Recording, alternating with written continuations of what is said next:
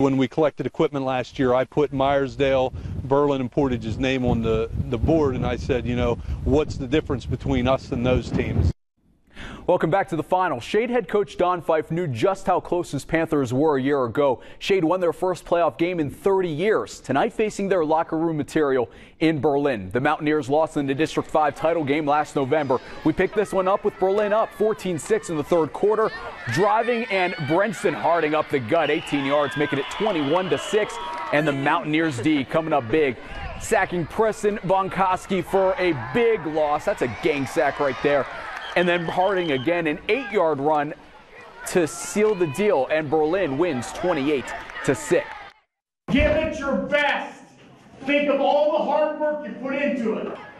Portage's Gary Gauss getting his team fired up before the game, and you don't need much to fire up Caleb Kephart. He gets it done early on, and then Luke Dividoc, the second part of that two-headed monster for Portage. They are rolling over Black Lake Valley, and Kephart again, 56 yards out this time. Once he gets into open space, he is gone.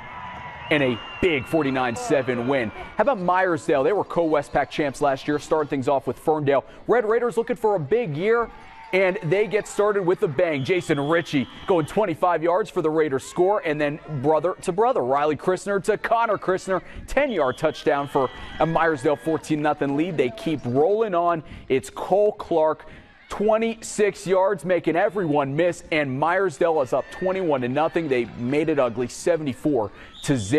A new era of state college football tonight. In 1999, state high grad Matt Linnell taking over the sidelines where his dad last coached in 2003. The impact that my father had on me as a coach and as a person is ongoing. Little Lions taken to the turf at Memorial Field to open the season against Springford. First quarter, Kellen Valentine, you can be my heart, breaks free, goes double-digit yards, and then Lions fake the handoff. It's Jordan Misher getting it down the sideline, and now we're going back to the air. John Weekland biding some time, threads the needle to Valentine, and that sets up a 35-yard field goal from Kevin Kramer. State High then goes nuts on the scoreboard and goes on to win 34-20. Congrats, Coach Lintel. Earlier in the week, some Hollidaysburg players expelled due to a hazing incident. The Golden Tigers opened with Yak and the greatest band entrance ever.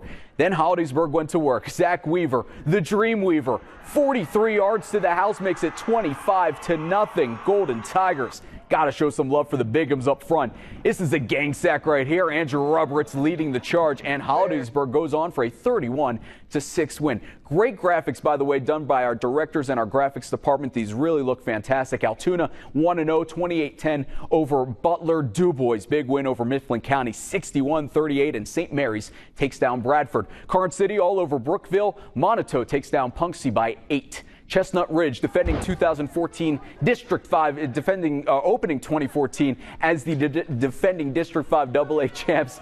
Everett, new head coach Jerry Fabian, they were up 13-3 at the half, but the Lions rallying in the second half. That made it 13-10 with the Matt Wiley touchdown.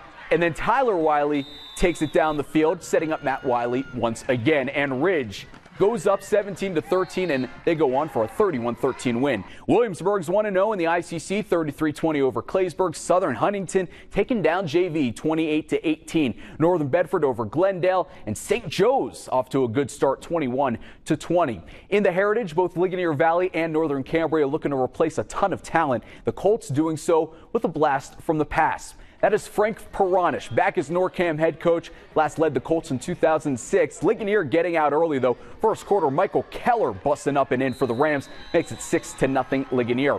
On to the second. Ligonier driving.